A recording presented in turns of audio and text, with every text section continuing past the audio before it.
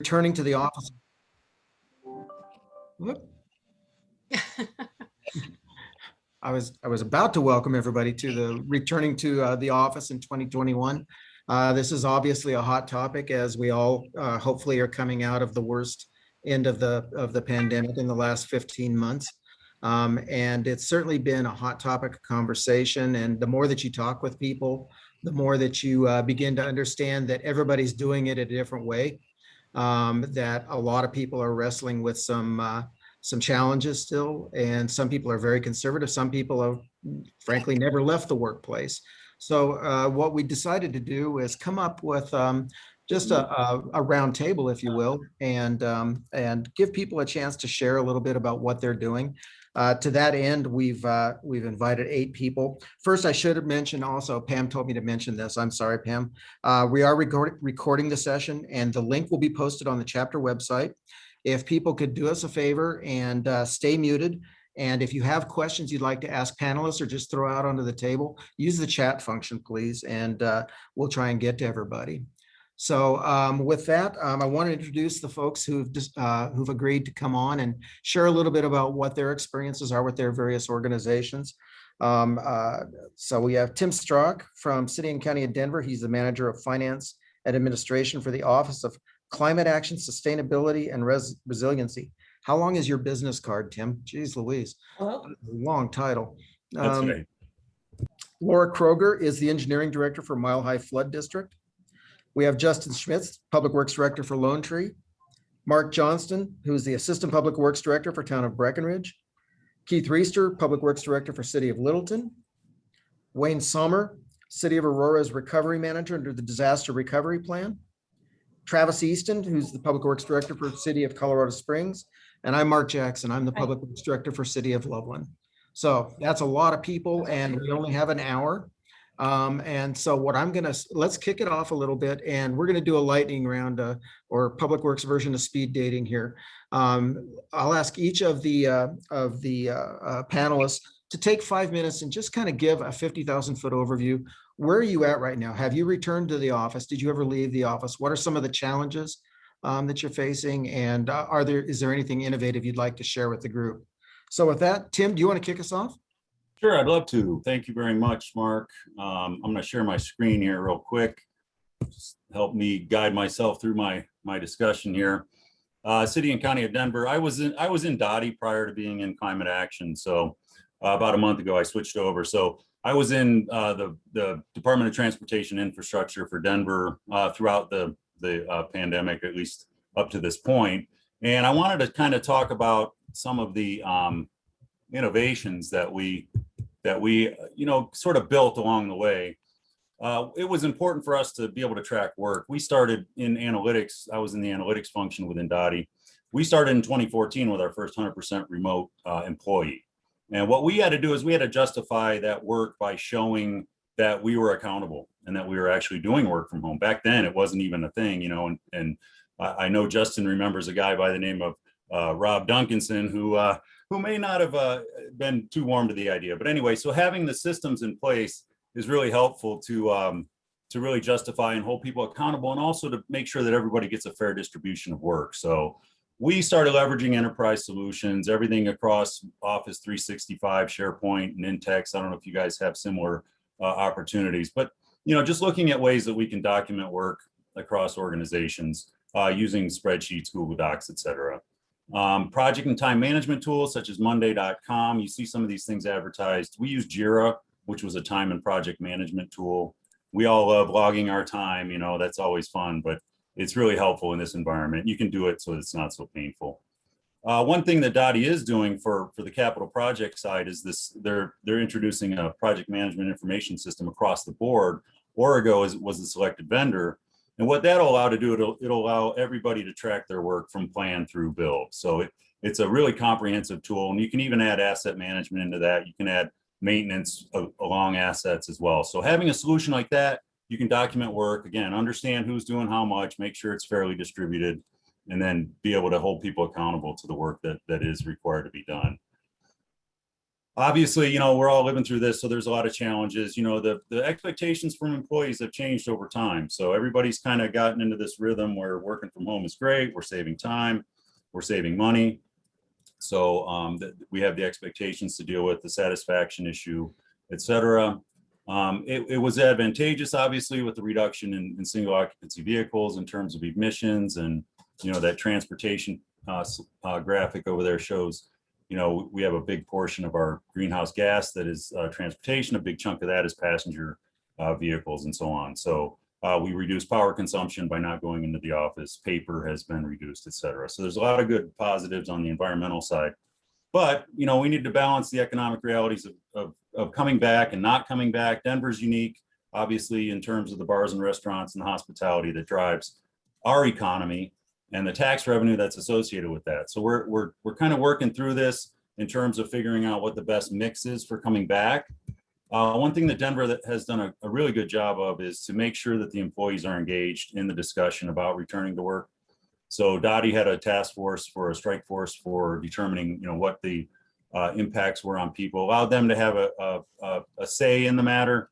So each department now is implementing a return to work between June and August, and 100% remote is going to be very limited. But as we see, 75% of folks across Dottie said that, or across the city and county of Denver said that they had an improved work-life balance as a result of being able to work from home. So that's sort of the return to work strategy. June through August, departments implementing their own solutions on a case-by-case basis. And that's pretty much where the city and county of Denver is. So back to you, Mark. Thank you, Tim. I appreciate that. That's very interesting. Laura, what's going on at Mile High Flood District? Whoop, you're muted. Dang, it was Monday and it's not even the end of the day and I already got not muted. My bad. I will share my screen as well if that's okay.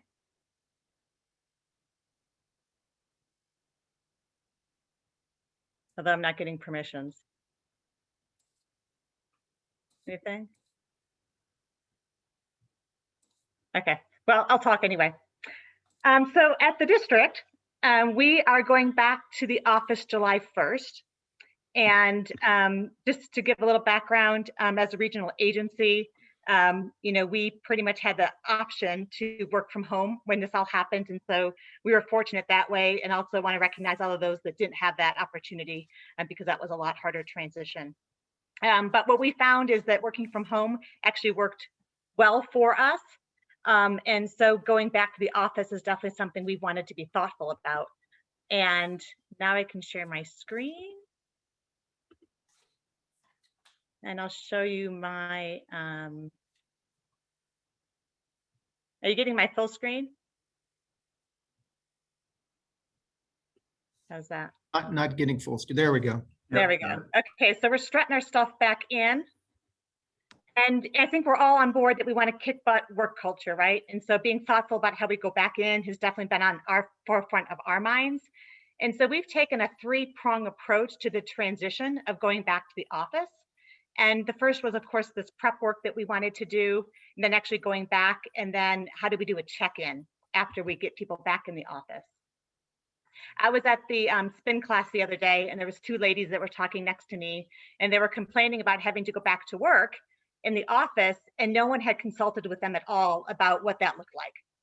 And so that was something I think that's really important that Tim also brought up, is how do we engage our employees so they're part of that transition, that process? And then the other half of the equation for us was, do we have the equipment and technology upgrades that we can also do to help with that transition? And so what we worked on was an employee survey, in addition to just one-on-ones, to really get feedback of what were the concerns of going back in, how could we be more effective going back in? And one of the answers we had was that we should have more kittens in the office. That wasn't a universal decision, so we did not go with that right away. But what we did find out in seriousness was that, how was productivity going to be when you went back to the office? Did people feel like they had adequate safety measures in place? Daycare is big for our staff. What was that looking at? So we were understanding what their concerns were in order to map out a plan for them. And on the other side of it, since we had a lot of people that were going to go more of a hybrid, is making sure you had a really good workspace at home that helped you be productive.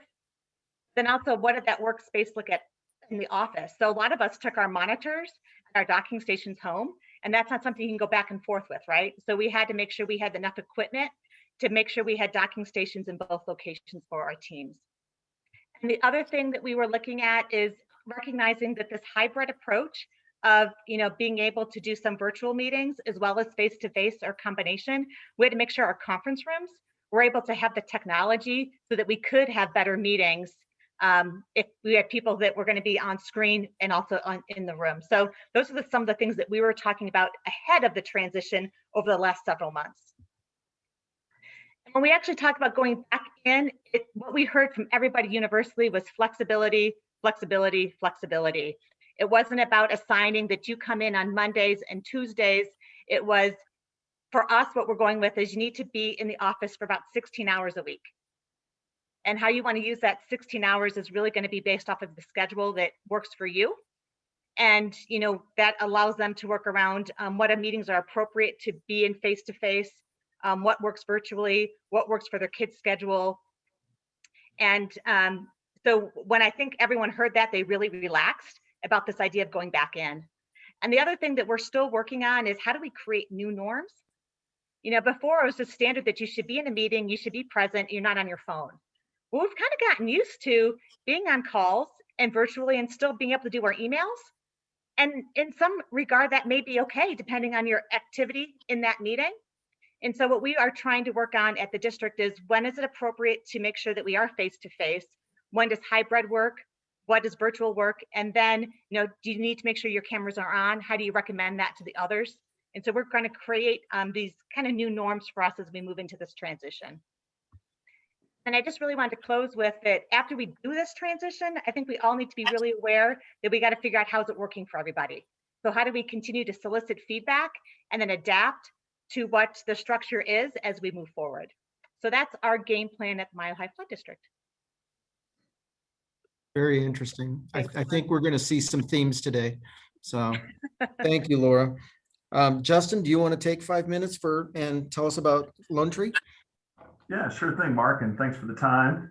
I was thinking about this, and last 2020, January and February, all of our leadership team met for 2 months, literally 2 months, talking about our remote work policy that we were going to create. And we spent 2 months arguing and having these big, long, fun discussions. And we ended up after all that saying, we're going to provide everyone 8 hours over a 2-week period, right? And then about 2 weeks later, we scrapped it, ripped up that whole paper, obviously, and had to work from a whole new world. So I think it's just an interesting thing for leadership everywhere, right? How do we adjust to this random thing that came after we used to do things much more restrictive, I guess. And so with that in mind, our staff certainly wanted to keep flexibility, like Laura mentioned. I think that's a huge point. One thing we have done is really try to, same thing, survey our staff, do a lot of things you've already heard. But we did really want to try to see, we wanted to get a majority of time in the office as we came back into place. And we had a lot of, again, discussion about that. But what we're really trying to do right now is have our staff come in really 3 days a week. And then they have 2 days a week that are flexible, work from home, other things, still providing that flexibility. Now, I always caveat that that's only half of our public works team. The other half is in the field every single day working, and they don't really have that opportunity. I know we're all familiar with that. So, we do a lot of team building. And with that in mind, we've tried to create 1 day a week. And we're right now doing Tuesdays. That kind of worked for everyone. But we're trying to do 1 day a week where all the operations staff and all the engineering staff and all the planning staff are here the same day, so that we can have some of those coordination meetings and discussions happening in person. So we're trying to make that commitment from everybody to create sort of a team day where we can go through our projects, programs, and our ops guys know that they have some engineering people there that day to work with every week if they need to get something done. A few other things we worked on, we did find really, we were hitting on the same thing. We had our biggest challenge was we had all of our equipment in everyone's houses, and we were having our IT people have major challenges with upgrades and all kinds of things. So we did, at the city lunch, we did ask everybody to bring back their main equipment to the office and really reset up all of the equipment at the office. But then we started to provide more laptops. We were buying more things to allow them to have that taking it home and working from home flexibility. So we had to work through some budget challenges and things to get that done. But we think that's really been a benefit from our employees, and they've seen that trying to balance out those two things. And then the last thing I mentioned, we do have case by case locations, kids, everyone has to figure out ways to adjust their school schedules. I know I had to with my kids, and then we've worked with people on an individual basis as needed to kind of make sure we could make specific cases where we meet people's needs. So that's kind of a quick rundown with what I didn't have a presentation, so hopefully I'm not the only one, but we'll see. Nope, I'm flying solo too. No PowerPoint for me either. So you did good, Justin. Mark, you want to talk about Brick? Sure.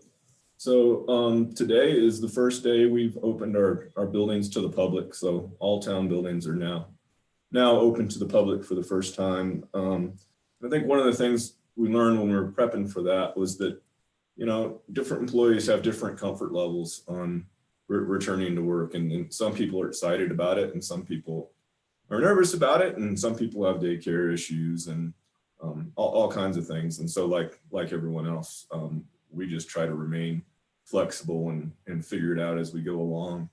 The one thing we have decided is we are going to let everyone have one flex day a week here where they work from home. And so they'll be in the office 32-ish hours and home 1 day a week. And we did require that we have a fairly small staff here in the admin building. So we required that everyone have a different day. So the building still is full and has people to answer questions when the public does come in. Some other things that we're going to continue to keep, our town council is going to continue to have a Zoom element, just because they felt that it was a way for people to participate that may not have in the past. We've actually had higher numbers of people at our council meetings being virtual.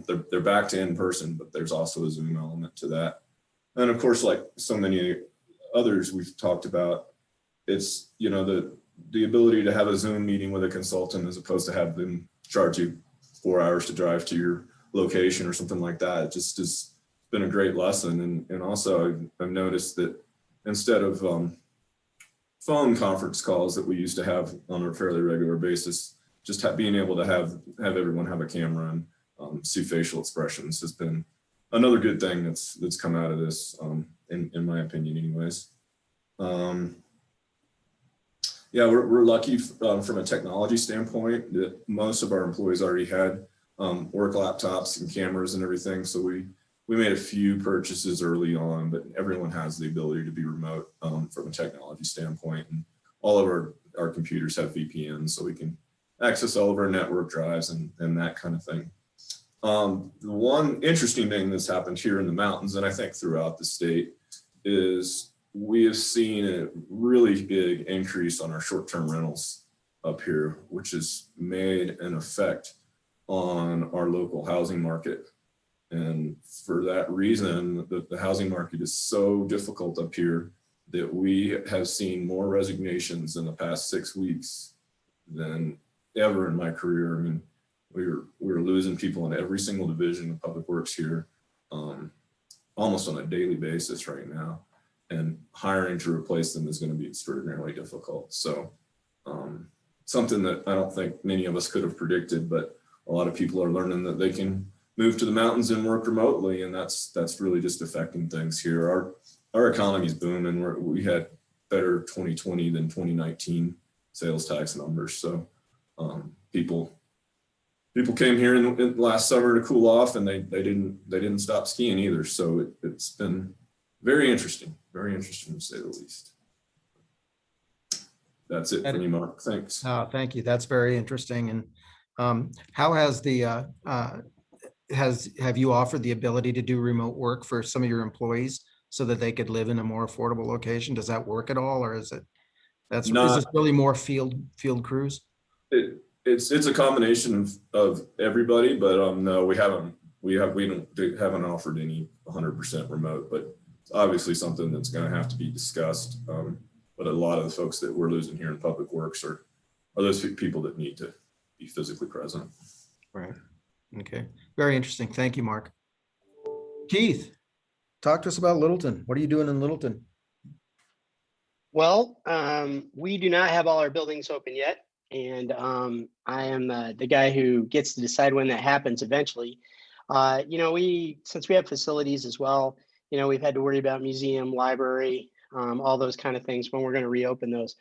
At the start of COVID, we realized that we did not have a public space where council could meet with more than 2 staff members in a socially distanced manner. So we swapped out some CARES money and did a remodel of our council chamber, which had ever been to the old one. It was like, I refer to it as like the Hunger Games pit, is what it was.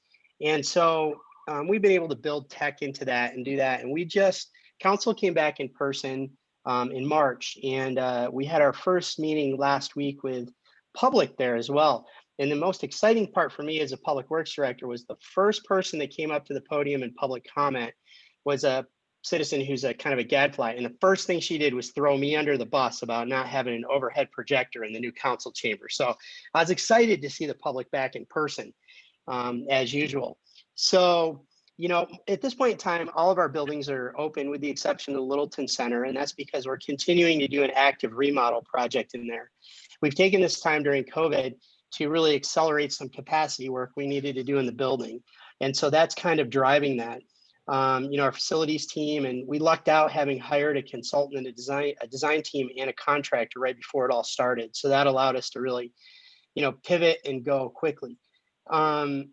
One of the interesting things is part of that remodel, we haven't set our final telework policy yet. We're still kind of rolling through that discussion and how it's going to shake out. Right at the beginning of COVID, we surveyed all our employees, and we surveyed them again a few weeks ago across the entire organization. And, our data kind of mirrored everybody across the country, public and private. Most people wanted to continue to have flex and all those kind of things. So we're going to build that in. But when we remodel the human resources space, we are actually building it as a hybrid space with the expectation that not all employees will be in that space every day. So we're going to try it as a pilot and really see how that works out. So we definitely are curious to see how that goes over time. One of the HR employees actually is fully remote. They're based in Mississippi. So they come in every once in a while to do us, and I think the big thing for us early on, our IT team really pivoted heavily. We were behind on technology to start with, but now pretty much every conference room we have is, Zoom accessible. They're all Zoom rooms and all those kind of things. So we're going to continue to really use that technology as we go forward. I think, on the public works side, I think one of the interesting dynamics throughout this time is, first, a lot of our communications came out from like HR were supportive of all you people working at home and this and that. And what ended up happening was I think that caused a little resentment amongst our staff that was there every single day. And so we're still kind of working a little bit through that discussion. We've seen some of that carry over a little. Interestingly enough, we have seen an issue with work-life balance on the bad side of the spectrum. I've personally been a remote employee before, having traveled and all those kind of things. What we've actually seen is that this is very much in our administrative and our engineering groups is people are actually working substantially more hours than they were before. And so as much as you have that flexibility of being home, we're struggling with this dynamic of the always on culture that happens when your workforce is remote. When Laura pings you at 11:30 at night, because her kids still have her up, do you respond to Laura at 11:30 at night, or do you let that sit until the morning? Or something like that. And I think that's a dynamic we're going to continue to have to deal with our employees, or we're going to continue to see, burnout culture develop over time. So that's something that we're kind of rolling with at this point in time. So that's kind of where we're headed overall. We're still rolling with this thing, and the way we look at this is that it's going to have to be adaptive. I recently did an interview with a government finance officers association magazine. And the one thing I said that's going to make the finance people the most uncomfortable is when, look, you need to plan for 15% of our facilities budget to be unplanned. that we're just going to have to roll with it and have that flexibility to do dynamic things as they come up. And so we're just going to have to see how that goes. Obviously, that makes them uncomfortable, but you know, we do that all the time anyway, so that's fine. I think that one of the other things that we're kind of the dynamic too for us is, you know, we want to see our people outside of the city engaging with other people. You know, a session like this, we've become used to doing this in person, I mean, over video. But I think what we're seeing is a desire to see that interaction outside of our organization interpersonally between people, the reactivation of, you know, conferences and meetings and those kind of things. And I think that's something that was going to be high on our radar screen as we really get our workforce where we're going to go over the next 12 to 18 months. We think that's an important thing for us to do as well. So that's good, Mark. Back to you. Thank you, Keith. I appreciate it. A lot of interesting stuff on that. Wayne, are you able to talk to us about Aurora? You bet. Thank you, Mark. On March 17th, 2020, we closed the doors of City Hall to the public, and our IT department scrambled to scrape together enough laptops with which to send our workers home. City Council started using WebEx in order to do their meetings. Today's June 7th, 2021, and City Hall is still closed to the public. Most of our office workers are still working remotely, and our City Council is still meeting virtually. Our biggest challenge during the pandemic was the fact that we were unprepared for a major disruption of any kind, let alone one of this type and magnitude. Our office workers were mostly working on desktop computers, which ruled out any sort of swift change to remote work. We had piloted remote working, but we never committed to it since, one, our supervisors were reluctant to manage without seeing their people in the office, and two, no one really considered having that capability to be a business necessity up to the point of the pandemic. We were, and still are to some degree, a paper-intensive operation, and continuing operations planning and planned maintenance were a low priority for most departments. Now, all of that changed in the blink of an eye. We had a combination of saving graces that contributed to our resilience over the last 15 months. First off, our Office of Emergency Management staff was quick to spring into action. They collaborated with other local agencies, and they were able to track down and accumulate supplies of PPE. And fortunately, several years earlier, they had also, with the assistance of grant funding, developed a generic yet flexible recovery planning document. Our IT department worked relentlessly to perform miracle after miracle in creating an environment that would support several hundred remote workers seemingly overnight. CARES funding, among other things, allowed us to replace our desktops with new laptops and to provide an allowance to remote workers so they could establish a safe home office environment. We've now moved to a one-person, one-device configuration, and for the great majority, that device is a laptop with a docking station. City management and department directors were creative in keeping as many people working as possible for as long as possible, and our staff was quick to adapt. They figured out how to use Microsoft Teams through trial and error without any training. They adjusted to remote working to the point where a majority want to keep working from home because they feel they're more productive, and well, who likes commuting anyway?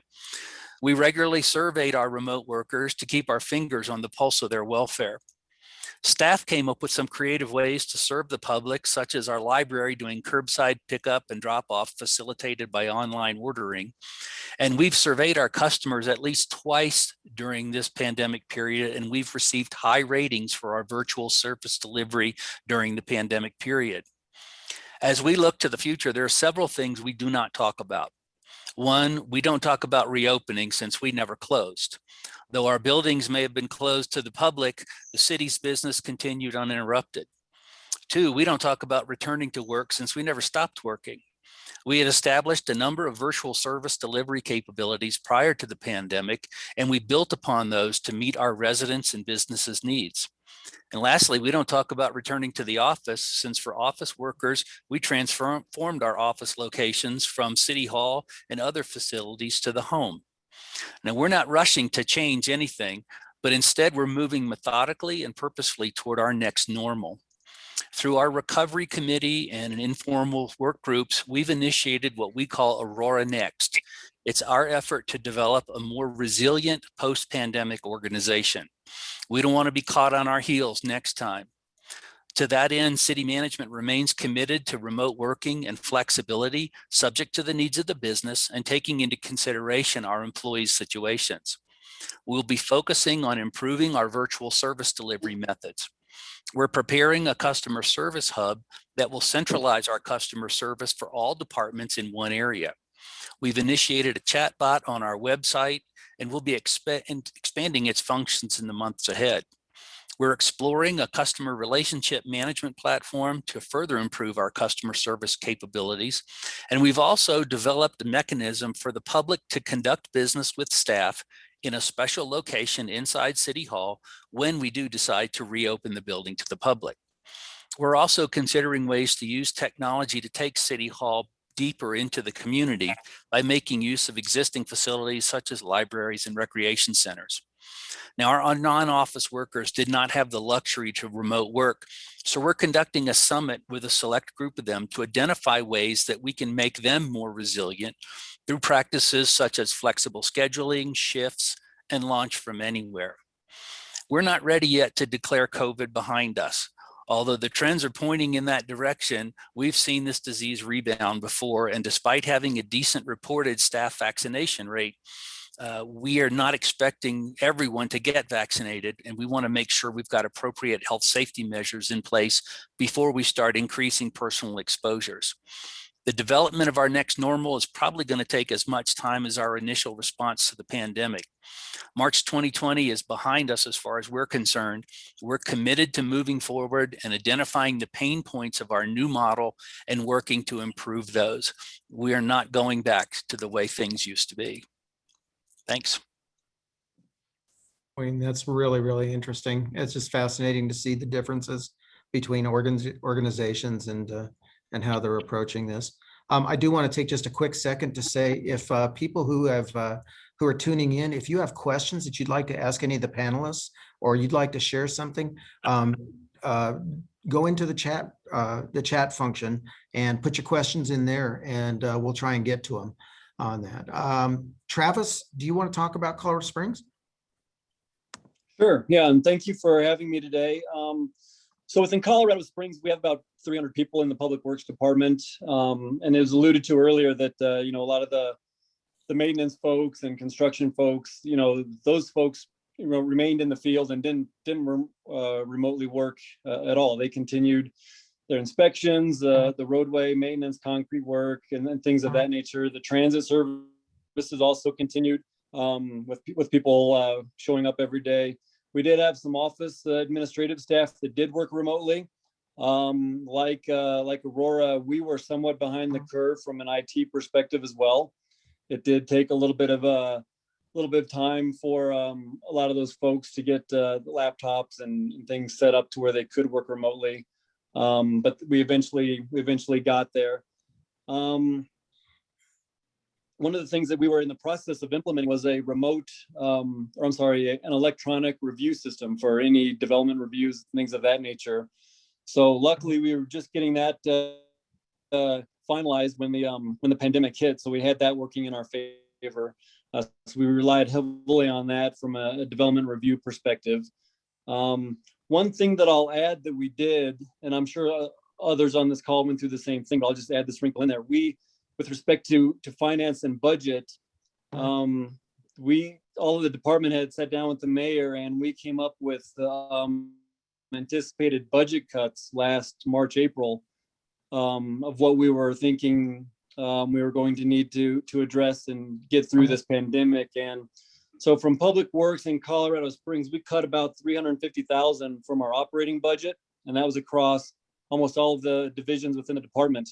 Affecting some construction, some maintenance, but we really decided to forego a lot of training. Travel obviously was an easy one to cut, dues and memberships, things like that. So anyway, we came up with about $350,000 that we cut in anticipation of the budget impacts from the pandemic.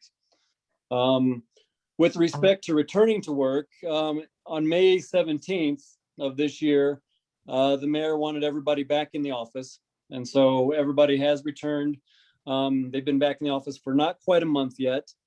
We are trying to decide right now whether we want to keep the virtual meetings as an option.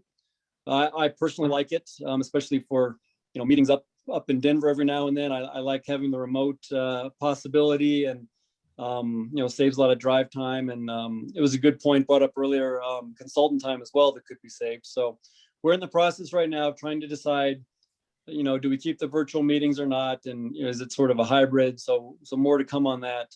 And then the point that I would underscore is, and it was brought up earlier as well, we try to be flexible. I tell the managers that, you're not going to be able to come up with a one size fits all solution to everything. Family comes first, and there's going to be times where people have childcare, daycare issues, other family issues. Maybe they have family members who are sick or more prone to being sick. So we need to be cognizant of that. And so we need to remain flexible and be flexible and willing to accommodate those things as they come up. And so largely we have done that. And so that's where we are at right now, and sort of the process that we took to get there.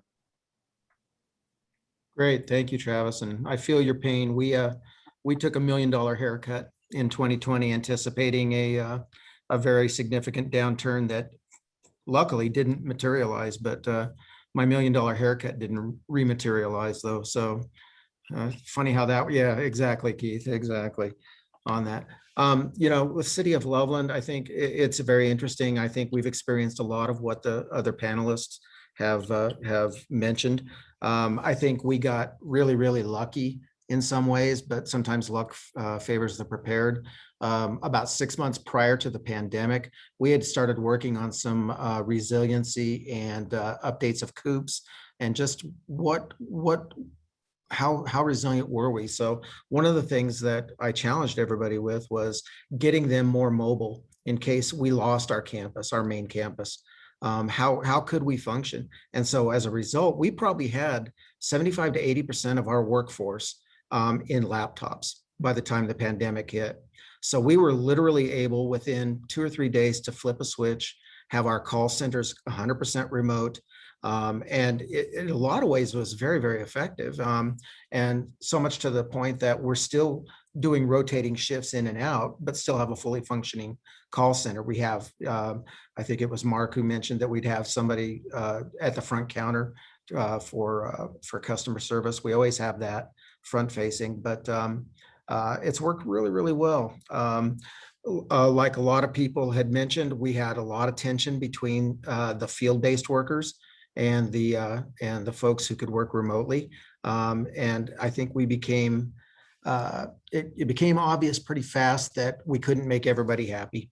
And so we did try and do some very unique things in terms of staggered shift times, extended, even through the winter, we extended to 410s to give people more room. We broke out some of the morning crew meetings and tailgates to keep them socially distanced, did whatever we could. And at the worst of the pandemic, we kept as many people out of the building as we could to give them enough space to feel comfortable. So not perfect, but that's what we had. As we started to emerge, we started working on, we thought we would have a slow and deliberate, let's be really thoughtful about returning to the workplace. And then all of a sudden, the state decided that there's no more, they relaxed everything. And so it's been a really interesting phenomenon the last 2 weeks. I'm sure you guys are feeling it too, but it's almost like we've whipsawed right back into normal 2.0.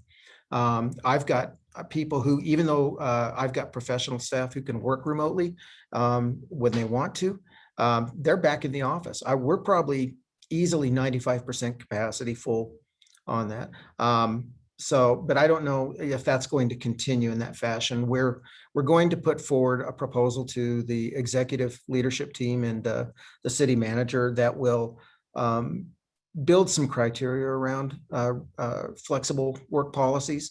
All of them will require, obviously, department or division head review and approval. Obviously, your job has to be able to be done. You can't plow snow from a Zoom meeting. So, that has to work as well. But I think some other folks mentioned as well, 100% remote work is going to be very, very rare. And that will actually, we're recommending it requires city manager approval. We're also disallowing anybody from working out of state remotely 100%, because it just, I guess it just bollockses up all the tax regulations and such. So that's been pretty interesting. Some of the other interesting things that are coming out of this, and some of it's a little bit serendipity, is there's the proposed legislation right now for employee trip reduction. And we were really scrambling with that pre-pandemic, thinking, well, if this thing happens, what in the world are we going to do to reduce trips? Because we don't have a very robust transit system. We could give transit passes, we could do a number of different things, but remote workplace, if we could reinstate a remote workplace policy, that would reduce, trip reduction greatly. So that's coming out of it. Let's see. Our council has returned in person, and we had our first. Keith, you will love this. You'll appreciate this. We had our first in-person meeting last week, and as you know, there's some controversy in Loveland right now, and it seemed like the community was there with their pitchforks and their torches and their boiling tar, and it was an interesting evening. It's like, what pandemic? So very, very interesting. Let's see, what else do I want to say? One of the things I just want to mention, then I'll stop and open it up for people's questions, is we're going to take this opportunity too, because I don't know that we're going to, I think it was Travis, or no, I think it was Wayne, we're not going back to normal, pre-COVID normal. So what does that mean for facilities planning? What does that mean for some of the structures that we had projected out that were going to be millions of dollars? And how would a remote or a flexible work policy impact those things? Could we push some of those out? Do we even need them? Instead of everybody gets a cube or everybody gets an office with a door, do we go to a hoteling? Somebody said I'm not supposed to use the word hoteling. That's old. That's old vernacular. But to that point is, do you find a workstation, you plop down, you plug in, and you go. And then other days you don't have to be in. So I think that's something that I'm really feeling strongly about, is I want to update our facilities master plan with some of these new assumptions about what technology can and can't do, what the community finds acceptable. I think in a lot of ways, we found the community to be much more accommodating. They, as long as they get their needs met, they don't care. So I think I think it's an interesting new ball game on things, and we've certainly learned a great deal about it. But we were all prepared to go slowly and methodically, and then all of a sudden, everything was relaxed, and now it's almost like a time warp. We're almost back completely where we were in 2020, March 2020. So that's our story from up north. I see one question in the chat. Does anybody have anybody that's tuned in? Is there anything you want to share from your agencies, your organizations? We've got 15 minutes left, so we built in enough time for everybody to ask questions and to share their stories. Raise your hand if you want to. Okay. Keith put something into the chat. Everyone seems to have cut training budgets. How are people seeing that rebound in your budgets coming out of the pandemic? Anybody want to weigh in on that one?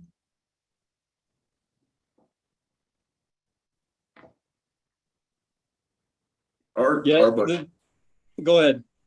I was just going to say our budget's going to remain frozen for 2021, but then in 2022 we'll reinstate back what things looked like in 2019. Justin, did you have? Yeah, this is Travis. I was going to say pretty much the same thing. We'll see what 2022 looks like, but we didn't budget too optimistically for this year, obviously. Yeah, we cut ours way back. I think we're making some exceptions for those few conferences that are going to go live. And shameless plug, the Snow and Ice Conference in September is going to be live and in person in Loveland. So we'll be back live for that one.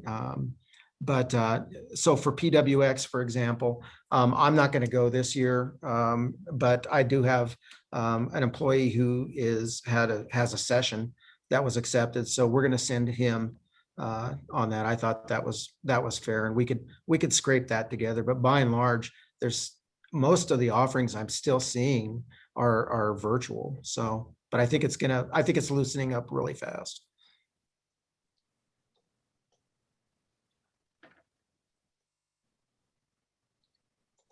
Okay, so here's a question since nobody's feeling chatty. So what's the one thing, so panelists, here's the next lightning round question for you. What's the one thing that surprised you most about returning to office after all this? Tim? That's most surprising about returning? Yeah.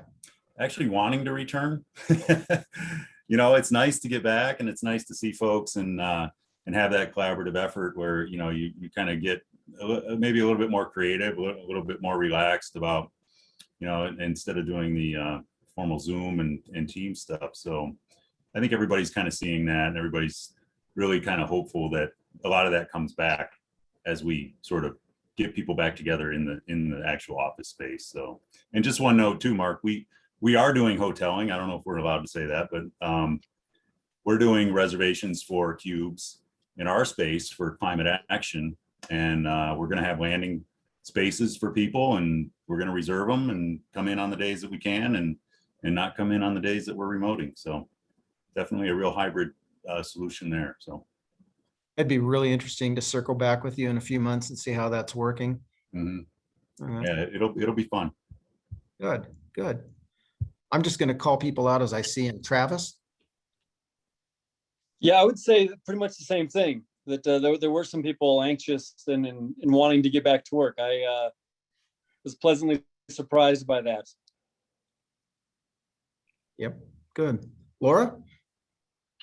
To add something different, the biggest thing we saw back on the survey of people's concern about coming back that was surprising was zero tolerance for people being in the office that are sick. So it's very much a message of, if you're not feeling well, stay at home. So we're trying to make sure that's a clear message to all of our team as well. Yeah. Justin?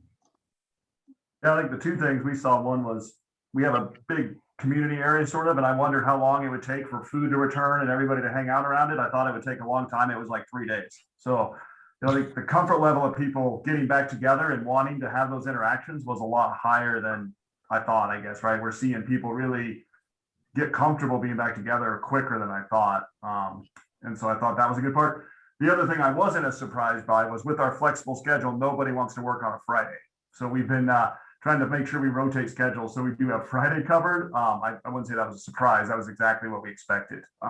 So I've been here myself a few Fridays, but we're trying to get that spread out now. Yeah, imagine that.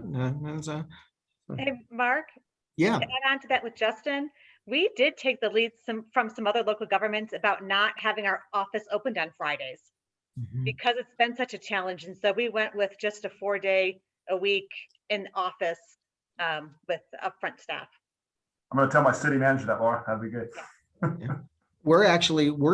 I'm on a small subcommittee that's working on this RTO issue. And that's one of the things that we're investigating is a four-day work week on that, not only for the flexibility of staff and such, but also for potential savings on maintenance and heating and things of that nature. So I don't know if it's got much traction for little old Loveland, but we'll see. We'll put the card on the table. So, Keith? I have to say that, all that stuff I totally agree with. I've been a little bit surprised about our elected officials. Several of them are not embracing keeping part of their meetings hybrid. I believe that our customers are going to expect that. Citizens are not going to come down to comment for 3 minutes at a council meeting and then drive back across town. Especially because like Justin's sending all his traffic up to Littleton and, all those kind of things. So I think I've been a little surprised by that. And our council is going to wrestle with boards and commissions and whether or not they can be hybrid. And I have an expectation that our customers are going to expect us to always going forward have the online hybrid approach to doing business with us, period, going forward. And I'm not sure some of the elected officials are seeing that. And I frankly, I would expect a lot of things like, we've adapted to, permits over, online and all those things. I don't see a reason why citizens are going to come to us unless their technology is broken, in a lot of cases. So I'm still kind of waiting to see that dynamic plays out. In the background here, I've been texting with a couple of my staff that are in here, including our IT director. And last week, our mayor actually made a comment that we should pay people who work remotely less money. In complete seriousness. Oh, And I think the whole room just kind of turned their head and went, what did you just say? So, there's still that spectrum out there of people that think, people working remotely aren't working. And that's still prevalent out there. And I think we're going to have to wrestle with how does that fit into our customer service platform going forward, just based on what I've seen with elected officials so far, because that's been a little bit surprising to me. yeah, yeah.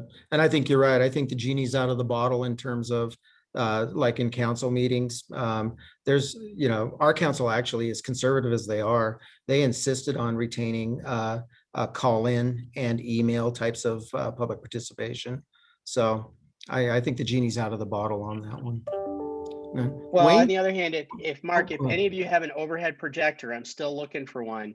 It's probably online at Facebook, along with the 4,000 file cabinets that we're all trying to get out of our facilities at the same time too. So, since the public in Littleton really wants an overhead projector, I'm gonna have to focus on that now. So we'll get on that. I might have to dust it off, but I'll go look for you after this, but that's so we'll see. Wayne, how about you? What surprised you the most? Well, we really haven't told people to come back into the office yet. We've allowed folks to come back. On our surveys, we found that the majority of our remote workers don't want to come back. There are some who want to come back to the 3-day kind of thing, but we have some who say, please don't ever make me come back into the office. And so we're actually considering, are there tasks and specific work situations that would facilitate having people work 100% remotely? For instance, my day job, I'm the internal audit manager for the city. My staff of 3, they've been remote working since March, and I have no expectation to call them back in. We've been able to conduct all our audits, with the exception of some inventories, by doing electronic files and things like that. So we do have the extroverts who are dying to get back into the office. Some people who can't wait for their kids to go back to school so that maybe they can do a hybrid. But for the most part, we're looking at the remote working as here to stay. And we actually have an office space study at our City Hall campus that's just wrapping up. Even if people wanted to come back 100%, we don't have the room to do a 1-to-1 ratio for space. So we are very likely to turn to some flexible space options such as hoteling. Right. Yeah, I've anecdotally heard of a number of agencies who are giving up leased office spaces and such and going to more hoteling. Mark, anything surprising for you? You kind of alluded to it earlier, Mark. It's interesting to me here at Breckenridge how quickly things got back to, quote, almost normal. We've got everybody back in the office for the most part now. And, just a month ago, that wasn't the case. And so it was like turning a light switch on for us. And it's, for the most part, been pretty successful. We had our first in-person staff meeting the other day, and it was interesting that, everybody chose to have one seat empty between them. Nobody said anything, but people just kind of gave that level of respect. And, you're still seeing people, give more space than they used to. And the close talkers aren't close talkers anymore, which is kind of nice. But yeah, it's a different world for sure. Yes, it is. Yeah. For me, and this is related to Laura's comment, that this was almost kind of funny, snarky, but instead of the if you're sick, stay home, it's the inverse. Is when we had the big March snowstorm and we shut the city down, city offices down. The resounding feedback we got is, if you can work remote, you don't get a snow day. So I thought that was pretty interesting. It's that people would turn on their own like that for no snow days. I know the kids, they fought that and won against the school district in Denver. So we have a little bit of time. We had a quick question from Andrea Albo, and I want to see if anybody wants to dive into that. It's, how have you addressed equity in your return to work practices? And by equity, Andrea, I'm assuming, is that between people who can work remotely and people who cannot? Yes. Okay. Anybody want to tackle that one? And this is open forum time, so anybody that's listening in, if you want to weigh in, please do. For us, it was really, I mean, we really wrestled with it. We're still toying with the idea of maybe building in some flex days for people to where if you're field-based, we'll give you 1, 2, 3 flex days a year if you have needs for things like that. But I'm not smart enough yet to figure out how to make it equal for everybody, just to be very honest with you. And I think, you hate to get down to brass tacks about it, but there are just certain jobs that you can't do remotely. And, you can accommodate to the degree you can. We always try and be flexible and help people. We understand there's health issues, there's sick kids, there's things like that, but we can't, there's just certain things about field-based operations you must be present to win. So anybody else? Mark, ironically, that issue was present before COVID for us.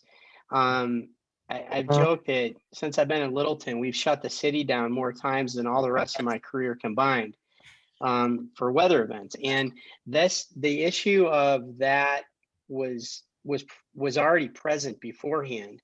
And people weren't working at home and all that kind of thing. So we're still wrestling with that as well, but it's something that's been, I know all of you are in the business, and it's something that's been there since before this. And we've all wrestled with, what do you do on those snow days for your people that are working and people aren't? So we're still going to continue to wrestle with that, but it's a discussion point for sure. So yeah, that was a hot topic for us as well. The only thing I was going to add, Mark, I know for our team too, we talked a little about this. We knew, like you said, there's no perfect solution, but one thing we tried to really get commitment from was, for example, our engineering staff does need to go out to help on projects sometimes, or when issues arise, right? They need to be available for that.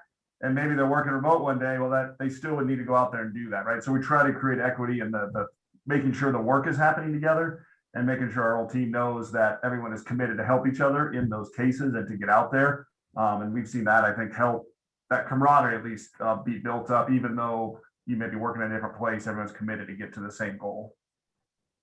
Okay. Anybody else? Andrea, I don't think we solved your dilemma, but we shared our pain. Well, it helps to know we're not alone. Appreciate the feedback there. Thank you. You're welcome. Wayne typed into the chat, has anybody had any staff state they would look for another job if they were required to return to the office? I mean, we all read the same, professional articles and such that says anecdotally that people will hop jobs if they have to go back to the office. Has anybody had that happen to them? Not yet, but we've had a discussion internally about over the next 18 months. A lot of the materials out there now are talking about a job transition tsunami. I think there's a lot of pent up demand in the marketplace with people that, we've all seen this as we've tried to recruit. It's hard to get people. I think a lot of people just hunkered down in their existing positions during this. And so, here in Colorado, we've always had the advantage of being able to, the giant sucking sound from the rest of the country that's causing all the other problems we have, but that's helped us get employees. I think we may see, as people feel more comfortable. I've already experienced it. I had 2 equipment operators in the last week go for other opportunities. And I think there's a possibility we're going to see that kind of wave coming and hitting us. So please don't any of you guys cannibalize me for the time being. That's my only ask, but I think that might be on our horizon as well.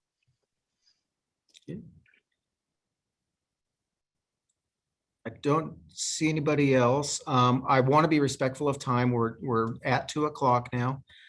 So if folks don't have any other questions, I want to take a minute and just thank everybody, thank all the participants, all the panelists. Very, very interesting thoughts, always very thoughtful.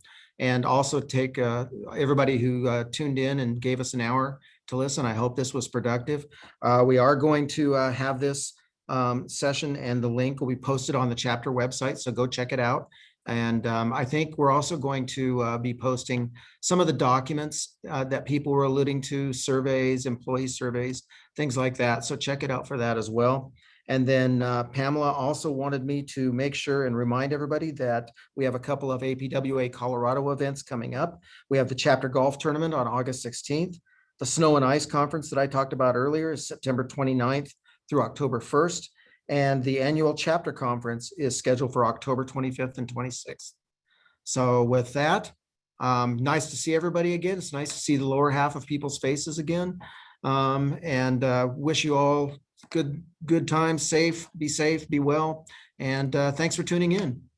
Take care, everybody. Thank you, everybody. Have a good afternoon.